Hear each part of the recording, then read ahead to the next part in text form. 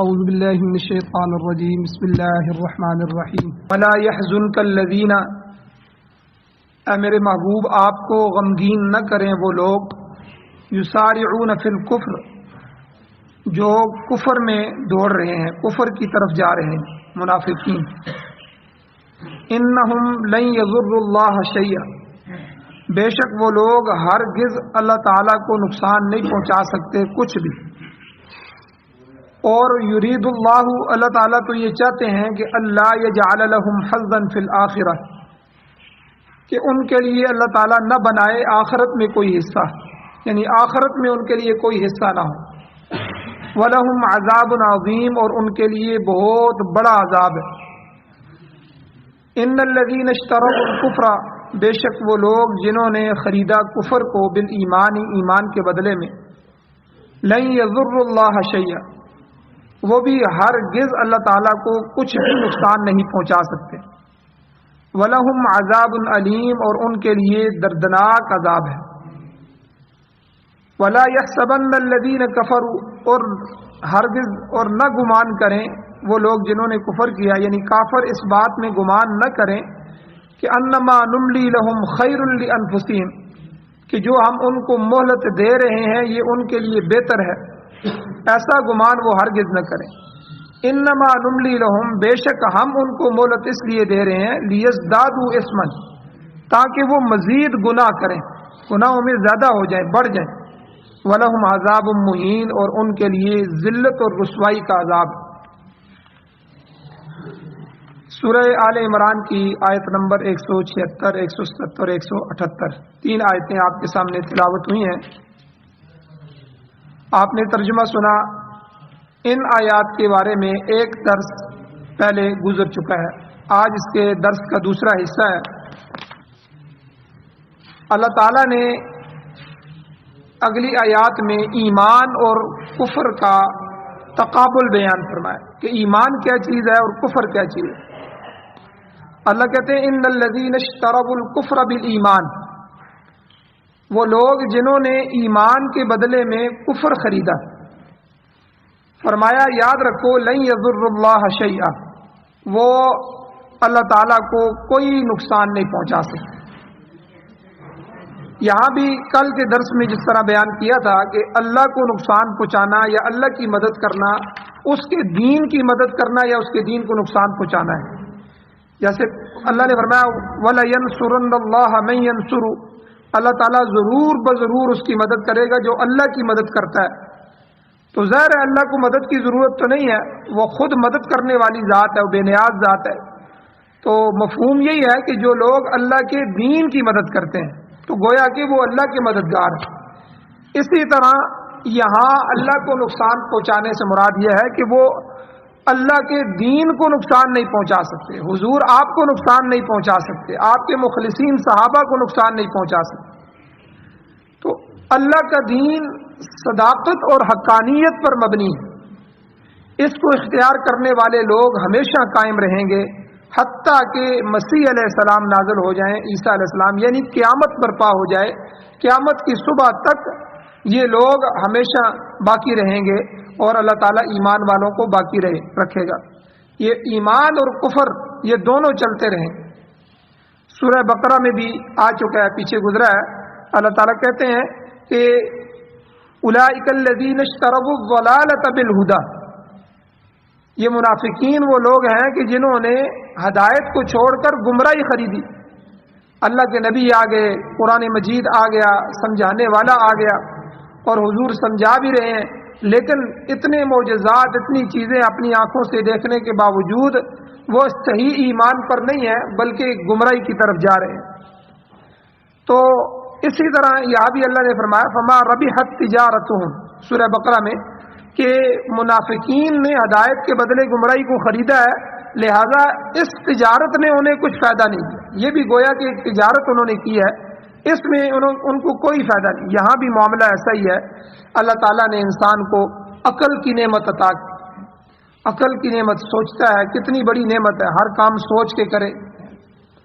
اور حواس اللہ نے عطا فرمائے، حواس ظاہرہ باطنہ، اور ظاہری حواس جو ہیں وہ حواس خمسہ ہیں۔ 5 حواس جو اللہ نے ہمیں دیے ہیں، 5 حصے ہیں۔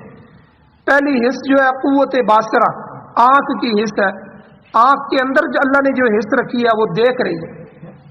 اب کتنے نابینے لوگ ایسے ہیں جن کی آنکھیں تو موجود ہوتی ہیں لیکن اندر حص نہیں ہوتی۔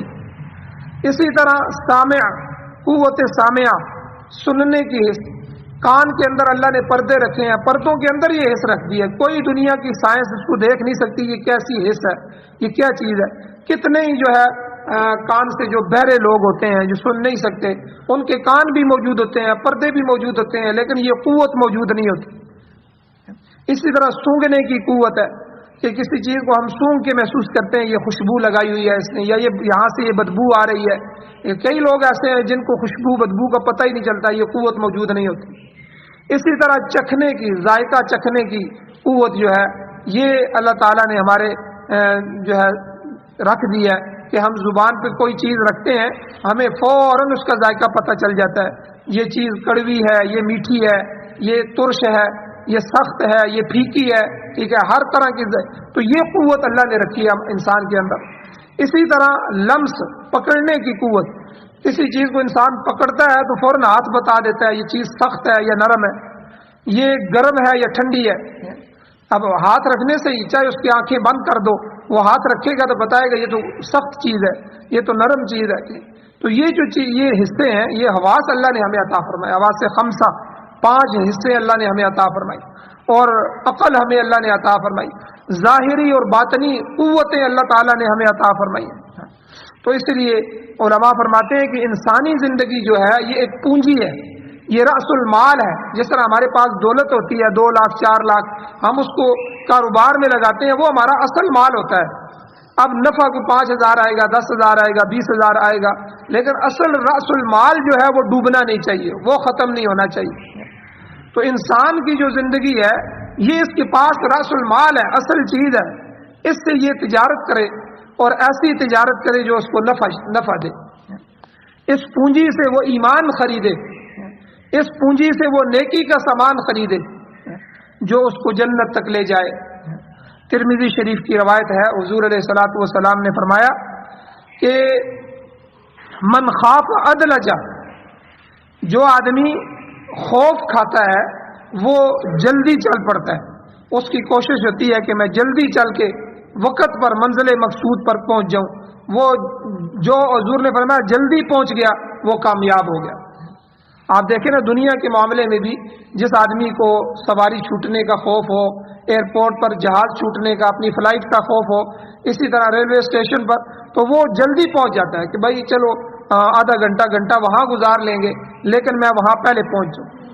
تو جو آدمی خوف کرتا ہے، حضور نے فرمایا من خاف ادلجا، تو جو خوف کرتا ہے وہ جلدی چل پڑتا ہے۔ اسی طرح جو آخرت کا خوف کرتا ہے کہ میری موت آنے والی ہے، میں نے قبر میں جانا ہے، حشر کے میدان میں کھڑا ہونا ہے، تو وہ آدمی نیکیوں کی طرف جلدی کرتا ہے کیونکہ خوف اس کو اس طرف دوڑاتا ہے۔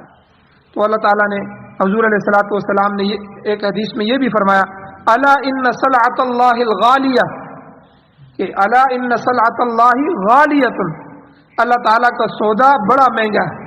حضور نے فرمایا اللہ کا سودا بڑا مہنگا ہے، اللہ کے ساتھ جنت کا سودا مطلوب ہے۔ تو اگر تم جنت چاہتے ہو تو اس کی بہت بڑی قیمت تمہیں ادا کرنی ہوگی۔ اس کی تفسیر اور اس کی وضاحت اللہ تعالیٰ نے سورہ توبہ میں بیان کی ہے کہ ان اللہ اشتری من المؤمنین انفسهم واموالهم بان لهم الجنہ، اللہ تعالیٰ نے ایمان والوں کے ساتھ سودا کیا ہے کہ ان کی جان اور مال خرید کر اس کے بدلے میں اللہ نے جنت عطا فرمائی۔ تو ہمارے مال کی، ہمارے جان کی کیا حیثیت ہے؟ اللہ نے اس بے حیثیت مال کو اور جان کو خرید کر بڑی جنت اللہ نے ہمیں عطا فرمائی۔ کتنا عظیم سودا ہے۔ ایک آدمی 2 لاکھ روپیہ اس کے پاس پونجی ہے، 2 لاکھ روپیہ کسی کو دیتا ہے تو وہ نفع میں اس کو 10 لاکھ روپیہ لٹائے، کتنا بڑا نفع ہوگا۔ تو ہماری جان، ہمارا مال یہ تو کچھ بھی نہیں ہے جنت کے مقابلے میں۔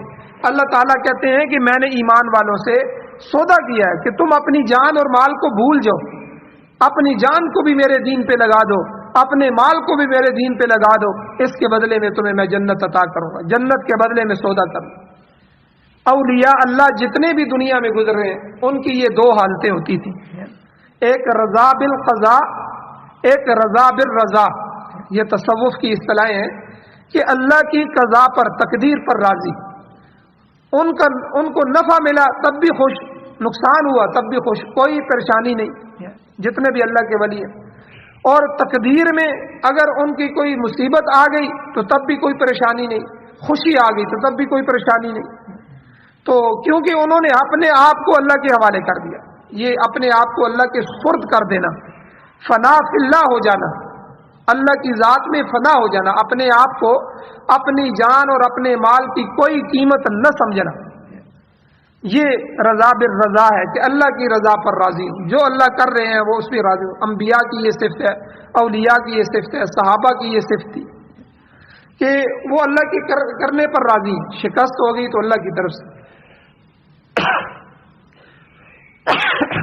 فتح ہو گئی تو اللہ کی طرف سے، غمی خوشی اللہ کی طرف سے، جو کچھ ملا اللہ کی طرف سے، اللہ اس پہ راضی ہے تو میں اس پہ راضی ہوں، اللہ مجھے غریب رکھنے پہ راضی ہے تو میں اس پہ راضی ہوں، اسی میں اس کی 100 حکمتیں ہوں گی۔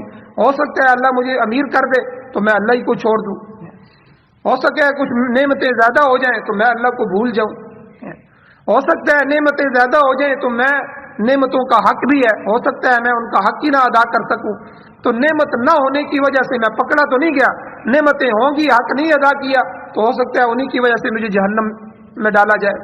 تو اس لیے اللہ نے جو بھی کیا ہے، جن کو اولاد دی ہے تب بھی، اولاد نہیں دی تب بھی، یہ اللہ کی حکمتیں ہیں، تو اللہ ہی جانتا ہے۔ اس لیے مومن جو ہے اس کی حالت یہ ہونی چاہیے کہ وہ رضا بالقضاء ہو، اپنی تقدیر پر، اپنی قضا پر راضی ہو، رضا بالرضا ہو، اللہ کی رضا پر راضی ہو جائے، فنا فی اللہ ہو جائے، اللہ کی ذات میں اپنے آپ کو فنا کر دے۔ تو مقصد یہ ہے کہ اللہ تعالیٰ نے انسان کو زندگی اور مال، یہ دو قیمتی چیزیں، قیمتی پونجی اللہ نے عطا فرمائی ہے، اور اس کے بدلے میں مہنگا سودا، یعنی اللہ کہتے ہیں جنت خرید لو۔ تو اللہ تعالیٰ نے اس کے ساتھ ساتھ انسان کو عقل اور فکر، اس کی قوت بھی بخشی ہے، عقل سے سوچے اور فکر کرے، اور حواس دی ہیں اللہ نے، ان حواس سے فائدہ اٹھائے۔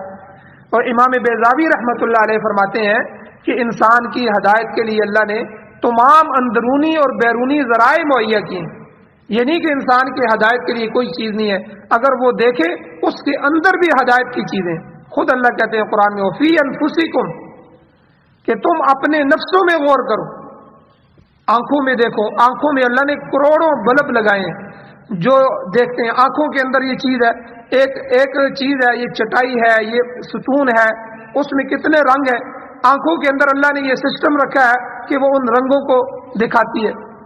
یہ جو آدمی بہنگا ہوتا ہے، جس کی آنکھیں اوپر نیچے ہوتی ہیں، یا آنکھوں کے اندر فالٹ ہوتا ہے، کمزوری ہوتی ہے، تو وہ چیزوں کو اوپر نیچے دیکھتا ہے، وہ اپنی چیز کو ایک جگہ نہیں دیکھ سکتا۔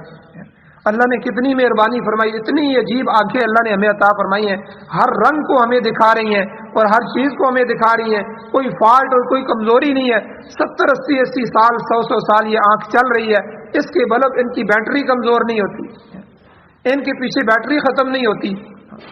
تو اسی طرح کان کی سماعت ہے، اللہ تعالیٰ نے پردوں کے اندر یہ چیزیں رکھی ہیں، جس طرح موسیقی ہوتی ہے، اس کے ساز ہوتے ہیں، اللہ تعالیٰ نے کان کے پردے رکھے ہیں کہ وہ ہر آواز کے مدم کو سنتے ہیں، کون سخت تیزی سے آواز غصے میں دے رہا ہے اس کو بھی پہچانتے ہیں، کون نرمی سے بات کر رہا ہے اس کو بھی پہچانتے ہیں۔ اللہ تعالیٰ نے ہمیں حواس عطا فرمائے، عقل عطا فرمائی، فکر عطا فرمائے، اور اللہ نے ہمارے اندر جو ہے اندرونی ذرائع ہمیں دی ہدایت کے لیے۔ ہم اپنے جسم کے ہر عضو پر غور کریں گے تو ہمیں اللہ تعالیٰ کی قدرت نظر آئے گی۔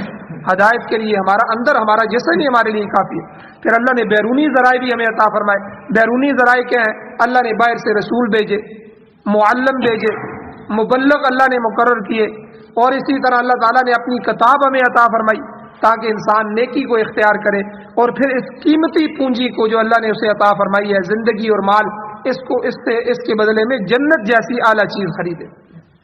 شیخ سعدی رحمۃ اللہ علیہ فرماتے ہیں کہ انسانی زندگی ہے تو بڑی چیز، بڑی قیمتی پونجی ہے، مگر یہ جلد ختم ہونے والی ہے۔ انسانی زندگی کا کوئی پتہ نہیں ہے، آنے میں ترتیب ہے کہ دادا پہلے آیا، پھر والد آیا، پھر خود یہ پیدا ہوا ہے، لیکن جانے میں کوئی ترتیب نہیں۔ کئی دفعہ دادا موجود ہوتا ہے، اس کی موجودگی میں اس کے بیٹے چلے جاتے ہیں، کئی دفعہ دادا اور بیٹے موجود ہوتے ہیں، پوتے زندگی میں چلے جاتے ہیں۔ تو شیخ سعدی فرماتے ہیں کہ ہر انسان کے پاس چند ساعتیں جو اللہ نے دی ہیں، زندگی دی ہے، یہ بڑی قیمتی پونجی ہے، لیکن یہ جلد ختم ہونے والی۔ ان کا ایک شعر ہے، وہ فرماتے ہیں عمر برف است و آفتاب تموز اند کے مانند و خواجہ غرہ حلود، یعنی وہ کہتے ہیں انسان کی عمر برف است جو ہے برف کی طرح ہے، اس کی مثال برف کی ڈلی کی طرح ہے، جس طرح برف کی ڈلی ہے، اور ادھر بہادو کا سورج نکلا ہوا ہے۔ یہ جو پادرا ہوتا ہے، پادرے کا ساون کے بعد جو بادرا ہے، یہ ہندی مہینہ ہے، دیسی مہینہ، تو یعنی اس کی گرمی انتہائی سخت ہوتی ہے، سورج انتہائی سخت ہوتا ہے، تیز ہوتا ہے۔ کہتے ہیں انسان کی زندگی برف کی طرح ہے، اور اوپر سے جو ہے پادرے کی جو ہے دھوپ نکلی ہوئی ہے انتہائی، اور دیکھیں سورج کی تپش جو ہوتی ہے وہ عروج پر ہوتی ہے، تو ایسے میں برف جو ہے وہ جلدی جلدی پگھل جاتی ہے۔ تو فرماتے ہیں کہ برف یعنی عمر تھوڑی رہ گئی ہے اور صاحب دھوکے میں پڑے ہوئے ہیں، خواجہ غرہ حنود، یہ ابھی تک یہ کہہ رہا ہے میں ابھی توبہ کرتا ہوں، ابھی نماز شروع کرتا ہوں، ابھی میں قرآن کی تلاوت شروع کرتا ہوں، ابھی نیکی کر لیتا ہوں، ابھی صدقہ کروں گا، ابھی عمر پڑی ہوئی ہے، ابھی جو ہے بڑھاپا آئے گا تھوڑی دیر بعد، ابھی تو جوانی چل رہی ہے۔ لیکن شیخ سعدی فرماتے ہیں اس زندگی کا کوئی پتہ نہیں، کسی موڑ پہ آج سویا ہے تو صبح اعلان ہو رہے ہیں کہ آدمی فوت ہو گیا۔ کتنے اعلان ہم سنتے ہیں کہ وہ تو ٹھیک ٹھاک تھا، وہ تو دیکھ رہا تھا، رات کو میرے پاس بیٹھا ہوا تھا، کوئی مسئلہ نہیں تھا، لیکن صبح ہم جنازہ پڑھ رہے ہوتے ہیں۔ تو اس لیے اس قیمتی پونجی سے زندگی اور مال کے بدلے میں ایمان خرید لو اور جنت خرید لو، تاکہ تمہارے لیے فلاح دوام کا ثواب ہو جائے، ہمیشہ لمبی اور جو ہے مکمل کامیابی تمہارے مقدر بن جائے۔ مسند احمد، ترمذی اور دارمی، ان تینوں حدیث کی کتابوں میں حضرت صدیق اکبر رضی اللہ تعالیٰ عنہ سے مروی ہے کہ حضور نبی کریم صلی اللہ علیہ وسلم سے دریافت کیا گیا، حضور سے پوچھا گیا حضور کون سا آدمی بہتر ہے؟ آقا علیہ السلام نے فرمایا من طال عمرہ وحسن عملہ، کہ جس کی عمر لمبی ہو اور اعمال اچھے ہوں، یعنی وہ آدمی اچھا ہے۔ حضور نے فرمایا اللہ نے اس کو لمبی عمر دی ہے، 60 70 80 90 100 سال، اور اعمال اس کے اچھے ہیں، تو کتنا بہترین ہے، اس کے درجے ہی درجے ہیں۔ اور پھر صحابی نے حضور سے پوچھا کہ حضور برا انسان کون ہے؟ تو حضور نے فرمایا من طال عمرہ وساء عملہ، کہ جس کی عمر زیادہ ہو مگر اعمال برے ہوں۔ جتنی عمر زیادہ ہوگی عمل برے ہوں گے تو ان برے اعمال کی وجہ سے جہنم کے بھی اتنے ہی درجے نیچے جائے گا۔ تو اس لیے انسان کی جو تندرستی ہے، عمر ہے، حواس ہے، یہ قیمتی پونجی ہے۔ حضور علیہ السلام کی وہ حدیث موجود ہے نا، آپ سنتے رہتے ہیں اکثر کہ حضور علیہ السلام نے فرمایا 6 چیزوں کو 6 چیزوں سے پہلے غنیمت سمجھ لو۔ صحت کو بیماری سے پہلے غنیمت سمجھو، صحت ہے تو کچھ کر لو۔ کئی بیمار ہم نے دیکھے ہیں جب چرپائی پہ پڑ جاتے ہیں، محتاج ہو جاتے ہیں، پھر کہتے ہیں ہائے کاش ہمیں کوئی ایک لمحہ مل جائے، ہم کھڑے ہو جائیں، ہم قیام کر سکیں، ہم رکوع میں جھک سکیں، ہم سجدے میں جا سکیں، ہم کوئی اللہ کے سامنے 2-4 سجدے کر لیں، ہم اللہ کے سامنے نوافل پڑھ لیں۔ لیکن صحت میں انہوں نے کچھ نہیں کیا۔ تو حضور نے فرمایا صحت کو بیماری کے آنے سے پہلے غنیمت سمجھ لو، محتاجگی سے پہلے غنیمت سمجھ لو۔ اسی طرح زندگی کو موت سے پہلے غنیمت سمجھ لو، اور اسی طرح حضور نے فرمایا فراغت کو مصروفیت سے پہلے۔ آدمی کا کوئی پتہ نہیں، آج فارغ ہے، یہ چند دن ہمیں مل گئے ہیں، کل ہماری مصروفیت ایسی ہو جائے پھر کچھ بھی نہ کر سکے۔ تو جو آدمی فارغ ہے اپنے فراغت کے کام کو، اپنے فراغت کے منٹوں کو کسی نہ کسی کام میں لگا لے، ان سے فائدہ اٹھا لے۔ تو حضور کے کہنے کا یہی مقصد ہے، جس کی لمبی عمر ہو اور نیک اعمال ہو وہ کامیاب ہے، اور جس کی لمبی عمر ہو برے عمل ہے تو وہ ناکام ہے۔ اور اسی طرح اللہ تعالیٰ فرماتے ہیں کہ جو انسان اپنی تندرستی سے، اپنے حواس سے، اپنے مال سے برائی خرید رہا ہے اور اس برائی کا وبال انہی پر ہوگا۔ یہ منافقین کی وہ تجارت ہے، فما ربحت تجارتہم، ان کی اس تجارت نے ان کو نفع نہیں دیا۔ اللہ کہتے ہیں ان کی ان بری حرکتوں کی وجہ سے لن یضر اللہ شیئا، وہ اللہ کو کوئی نقصان نہیں پہنچا سکتے، ہرگز اللہ کو کوئی نقصان نہیں پہنچا سکتے۔ وَلَهُمْ عَذَابٌ علیم، اور ایسے لوگوں کے لیے دردناک عذاب، درد دینے والا عذاب اللہ نے ان کے لیے رکھا ہے۔ حضور علیہ الصلوۃ والسلام کا ارشاد گرامی ہے، حضور نے فرمایا کہ سابقہ جو امتیں تھیں، پچھلی امتیں، ان کی لمبی لمبی عمریں ہوا کرتی تھی، حتیٰ کہ 400 سال 500 سال 1000 سال تک ان کی عمریں تھیں۔ مگر حضور نے فرمایا اعمار امتی ما بین 60 الی 70، ترمذی شریف کی روایت ہے، حضور نے فرمایا میری امت کی عمریں 60 اور 70 سال کے درمیان ہوں گی، اور فرمایا وقل من یجوز ذالک، بہت ہی کم لوگ ہوں گے جو اس سے آگے جائیں گے، یعنی میکسیمم جو کم از کم عمر ہے جو درمیانی وہ 60 سے 70 سال کے درمیان ہوگی۔ بہقی شریف میں حضرت عبداللہ ابن عباس رضی اللہ تعالیٰ عنہ سے روایت ہے کہ جن لوگوں کو اللہ تعالیٰ نے دنیا میں 60 سال کی عمر عطا کی ہے ان کے لیے قیامت کے روز اللہ اعلان فرمائیں گے این ابناء الستین، 60 سال کی عمر والے لوگ کہاں ہیں؟ وہ لوگ فوراً حاضر ہو جائیں گے، اور فرمایا یہ اس لیے ہوگا کہ قرآن مجید میں موجود ہے، اللہ کہتے ہیں اولم نعمرکم ما یتذکر فیہ من تذکر وجاءکم النذیر، کیا ہم نے تم کو اتنی عمر نہیں دی کہ انسان اس میں نصیحت پکڑے؟ اگر نصیحت پکڑنے والا نصیحت پکڑنا چاہے تو وہ نصیحت پکڑ سکتا ہے، نیکی حاصل کر سکتا ہے، ایمان اور تقوی کی دولت کو حاصل کر سکتا ہے۔ اور یہ 60 سال کی عمر کے متعلق ہے، جب کوئی انسان 60 سال یا اس سے اوپر عمر کو پہنچ جاتا ہے تو پھر اس کا کوئی عذر قابل قبول نہیں ہے، اللہ کے ہاں کوئی عذر قابل نہیں۔ بھائی داڑھی کیوں نہیں رکھی؟ اب تو تم 60 سال کے ہو گئے، موت کے قریب ہو، اب کوئی عذر پیش کر سکتا ہے؟ بھائی نمازیں کیوں نہیں پڑھی؟ اللہ کو کیوں نہیں راضی کیا؟ تو اس لیے انسان یہ نہیں کہہ سکتا کہ نیکی کمانے کے لیے مجھے دنیا میں مہلت نہیں ملی، 60 سال کو پہنچ گیا، اتنی مہلت اللہ نے عطا فرمائی۔ تو اس لیے جو ہے بڑھاپے پر آدمی کی ہر آرزو پوری ہو جاتی ہے، اولادوں کی شادی ہو جاتی ہے، آگے انسان فارغ ہو جاتا ہے، اور کام کرنا چاہے بھی تو اس کے اعضاء جو ہیں وہ کام کرنے کے لیے نہیں ہوتے، کمزور ہو جاتا ہے۔ اب بھی وہ اگر اللہ کی طرف نہیں آتا تو اب اس کے لیے کیا عذر ہے؟ کوئی عذر باقی نہیں ہے۔ صحابہ میں سے ایک استاد ہمارے فرمانے لگے کہ جو آدمی جس حالت میں ہوگا وہ اگر اپنی حالت کو سامنے رکھ کے اللہ کے سامنے عذر کرے گا، اللہ تعالیٰ صحابہ میں سے اسی حالت کے صحابی کو پیش کریں گے۔ مثلا عمر بن جموح رضی اللہ تعالیٰ لنگڑے صحابی تھے، چل نہیں سکتے تھے، لیکن جہاد کا اعلان ہوا تو حضور علیہ السلام کے سامنے پیش ہو گئے، اور جب حضور نے اجازت دے دی تو انہوں نے ایک دعا کی کہ اے اللہ مجھے دوبارہ اپنے گھر وال مدینہ کی طرف نہ لوٹانا، یعنی شہادت کی دعا کی۔ اور جب وہ شہید ہو گئے تو ان کی جو میت تھی ان کو رکھ کر جب واپس لٹانے لگے اونٹ پر، تو جب اونٹ کو آگے چلاتے تو وہ چلنا شروع ہو جاتا، جب پیچھے موڑتے تو وہ بیٹھ جاتا۔ تو حضور نے پوچھا کہ انہوں نے کوئی آتے ہوئے عمل تو نہیں کیا؟ گھر والوں نے کہا کہ انہوں نے ایک دعا کی تھی، اے اللہ مجھے اپنے اہل و عیال کی طرف نہ لوٹانا۔ حضور نے فرمایا ان کو یہیں دفن کر دو، وہیں دفن کر دیا گیا جہاں میدان تھا۔ تو اس لیے لنگڑے جو آدمی وہ کہیں گے اللہ میں لنگڑا تھا، میں چل کے مسجد نہیں جا سکتا تھا، اللہ عمر بن جموح رضی اللہ تعالیٰ عنہ کو پیش فرمائیں گے۔ بتاؤ ان سے بھی زیادہ لنگڑے تھے جو جہاد میں بھی نکلے، اللہ کے راستے میں نکلے۔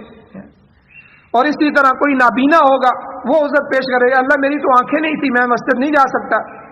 اللہ تعالیٰ عبداللہ ابن ام مکتوم رضی اللہ تعالیٰ عنہ، یہ نابینے صحابی تھے اور جہاد میں بھی شریک ہوئے، اور اسی طرح مسجد میں آتے تھے، حضور کی مجالس میں بیٹھتے تھے، اللہ ان کو پیش فرمائیں گے۔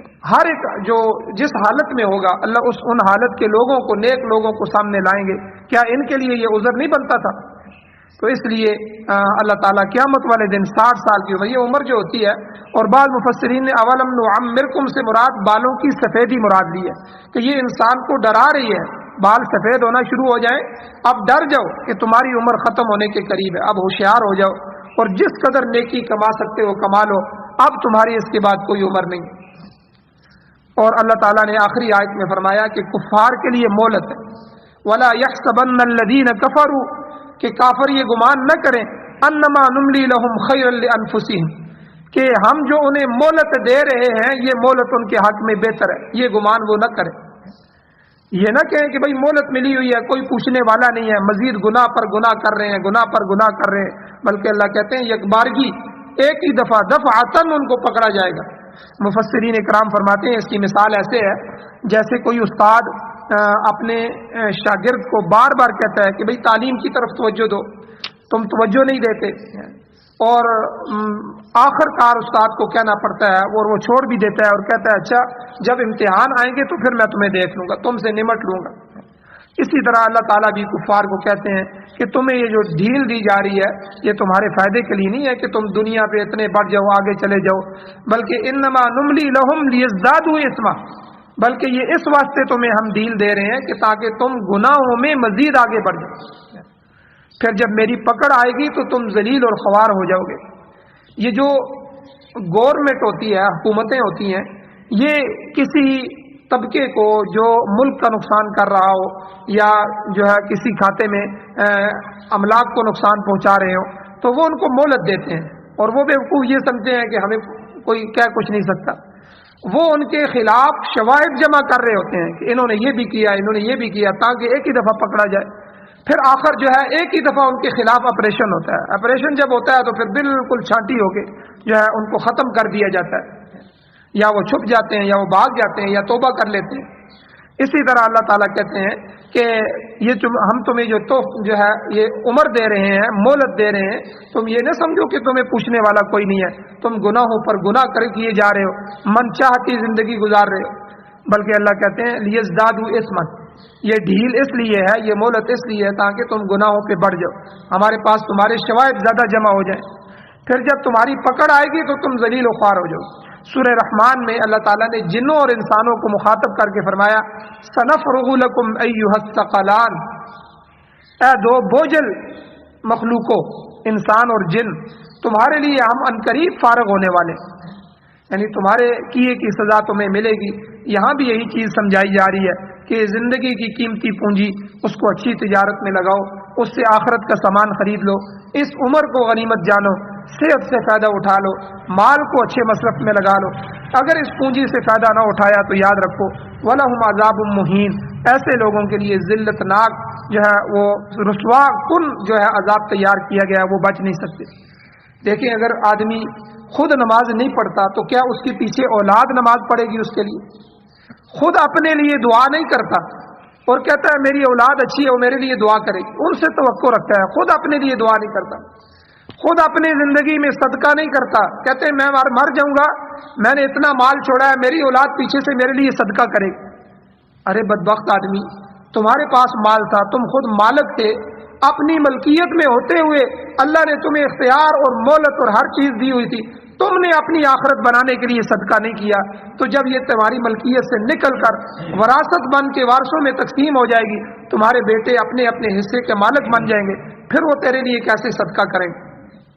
تو اس لیے انسان کو خود غافل نہیں ہونا چاہیے، اپنی آخرت خود بنانی چاہیے۔ الدنیا مزرعۃ الآخرہ، دنیا آخرت کی کھیتی ہے، یہاں جو کچھ بوئے گا وہ خود کاٹے گا۔ بہت کم اولادیں ایسی ہوتی ہیں جو پیچھے سے اپنے والدین کے لیے ایصال ثواب کریں، ان کو دعاؤں میں یاد رکھیں، ان کو قرآن پڑھ کے تلاوت کر کے ان کو بخشنا شروع کر دیں، یہ بہت کم اولادیں ہوتی ہیں۔ تو اس لیے خود بندے کو عمل کرنا چاہیے، آگے بڑھنا چاہیے۔ اللہ تعالیٰ سے دعا ہے اللہ ہمیں عمل کی توفیق عطا فرمائے، آمین۔ الحمدللہ رب العالمین والعاقبۃ للمتقین والصلاۃ والسلام علی رسولہ النبی الامی الکریم۔ یا اللہ ہماری کمیوں کوتاہیوں کو معاف فرمائیے، درگزر فرمائیے، صغیرہ کبیرہ گناہوں کو معاف فرمائیے۔ یا اللہ قرآن و سنت کو پڑھنے، سننے، سمجھنے، عمل کرنے کی توفیق عطا فرمائیے۔ یا اللہ قرآن کو ہمارے ملک پاکستان سمیت پوری دنیا میں یا اللہ ہمیں بطور آئین، بطور دستور، بطور ضابطہ حیات ہمیں نصیب فرمائیے۔ یا اللہ قرآن کو ہمارا اوڑھنا بچھونا بنا دیجیے۔ یا اللہ ہماری نسلوں میں قرآن کے حافظ، قاری، عالم، مفتی، مجاہد اور غازی پیدا فرمائیے۔ یا اللہ سعادت والی زندگی اور شہادت والی موت نصیب فرمائیے۔ یا اللہ جو حضرات پریشان حال ہیں ان کی پریشانیوں کو دور فرمائیے، جو بیمار ہیں ان کو یا اللہ صحت کاملہ عاجلہ مستمرہ عطا فرمائیے۔ یا اللہ جو اس دنیا سے ایمان کی حالت سے جا چکے ہیں یا اللہ ان سب کی بخشش فرمائیے۔ صلی اللہ تعالی علی خیر خلقہ محمد وآلہ واصحابہ اجمعین برحمتک یا ارحم الراحمین۔